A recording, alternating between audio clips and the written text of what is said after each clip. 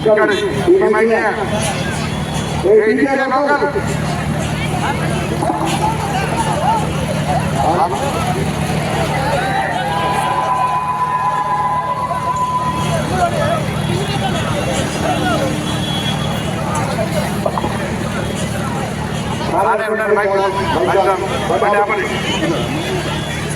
Local mic చెప్పను.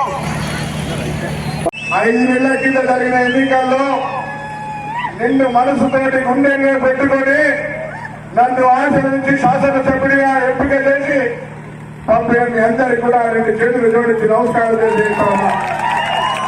నేను పంపిన బిడ్డ 70 సంవత్సరాల చరిత్రను తిరగరాసి కాంగ్రెస్ ప్రభుత్వంలో మంత్రిగా హుస్నాబాద్ ఈ ప్రాంతం యొక్క ప్రజల యొక్క ఆకాంక్షలకు అనుగుణంగా పనిచేయడానికి మీ ముందు నిల్చున్నా.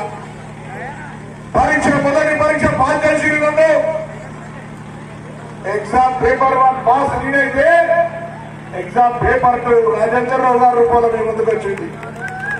దయచేసి ఈరోజు నన్ను గెలిపించిన ఎమ్మెల్యేగా అదే బలంతో అదే ఉత్సాహంతో నేను మరింతగా ఎక్కువగా పనిచేయడానికి పార్లమెంటు సభ్యుడిగా రాజేంద్రరావు గారిని గెలిపిన మీ అందరికీ 2 చేతులు జోడించి సందర్భంగా విజ్ఞప్తి చేస్తా ఉన్నా.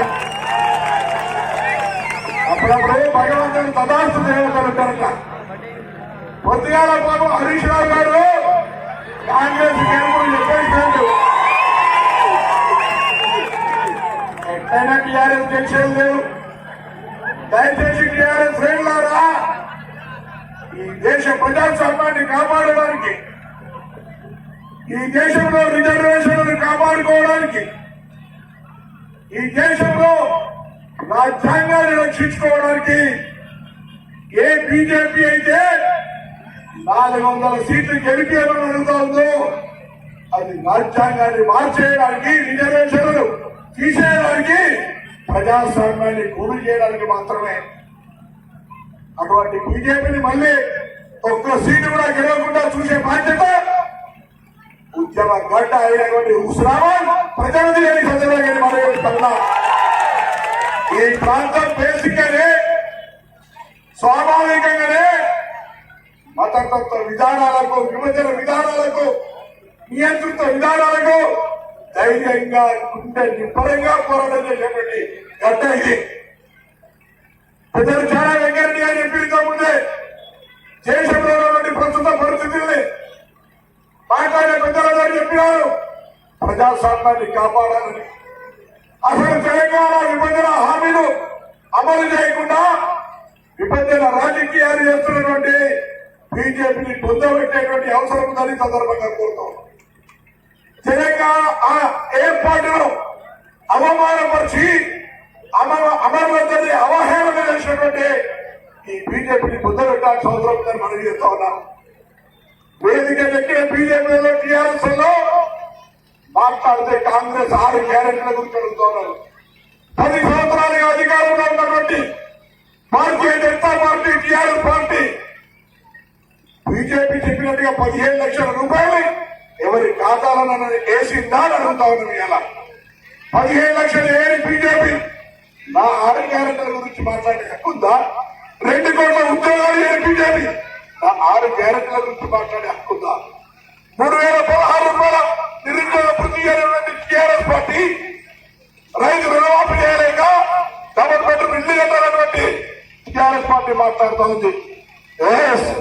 కాంగ్రెస్ పార్టీ ఇప్పటికే ఆర్టీసీ బస్సులో మహిళలకు ఉచితంగా ఇచ్చింది.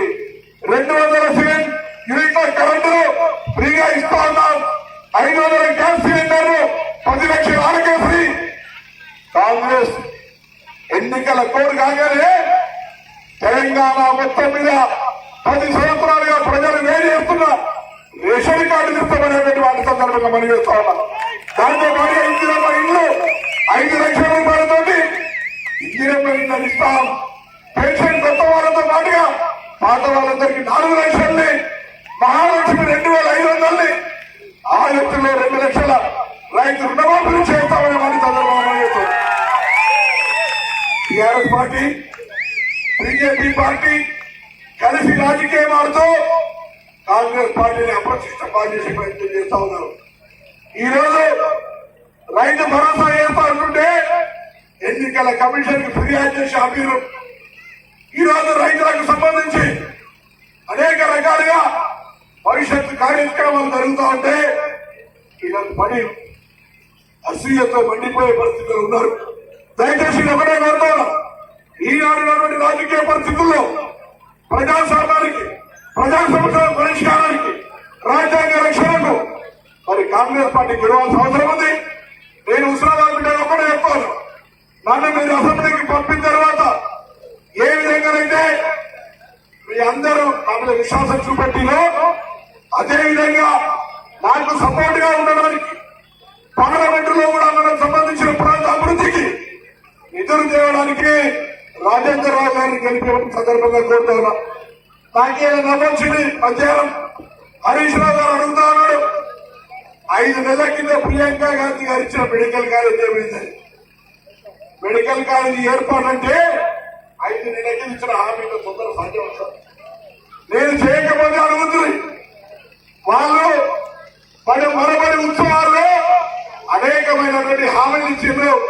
ఏమైనా హరీష్ రావు గారి మనబడి చదువుకున్నటువంటి హుస్నాబాద్ బిడ్డలను అడుగుతా ఉన్నా. అందుకే ఇవాళ హుస్నాబాద్ ప్రాంతాన్ని బలవంతంగా మీ ఆధిపత్యంలో ఉంచుకున్నారే, అది రాబోయే కాలంలో బంధ విముక్తం చేసే బాధ్యత మాజీ సందర్భంగా పనిచేస్తాను. అంతేకాదు ఈరోజు ముందు చెప్తాను, ఇక్కడ నుంచి ఎలుకతుర్తి సిద్దిపేటకు రోడ్డు ప్రత్యేకంతో 4 రహదారులతో కరీంనగర్, కొత్తపల్లి, రాజీవ్ రహదారి నుంచి హుస్నాబాద్ దాకా ఉన్నటువంటి రోడ్డు త్వరలో ప్రారంభిస్తామని పనిచేస్తా ఉన్నాం. ఆ విధంగా అనేక ఆలోచనలు విద్యా సంస్థలు, ఉపాధి సంస్థలు అనేక తీసుకొచ్చేటువంటి ఒక ప్రణాళికతో మీరు ముందర నాకు బలం కావాలి, నాకు మీ ఆశీర్వచనం కావాలి. ఇలా నన్ను ఎమ్మెల్యే గెలిపించినటువంటి నిజంగానే పార్లమెంట్.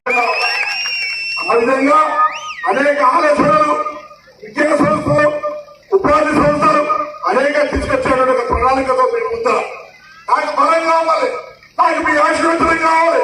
ఇలా నన్ను ఎమ్మెల్యే గెలిపించినటువంటి నిజంగానే పార్లమెంట్ గెలిపించినట్టయితే రెట్టింపు ఉత్సాహంతో పనిచేస్తానటువంటి మాట ఈ సందర్భంగా పనిచేస్తూ అందరు ప్రజలు చాలా మంది పుంజాక చిత్తారి పద్మ గారు అదేవిధంగా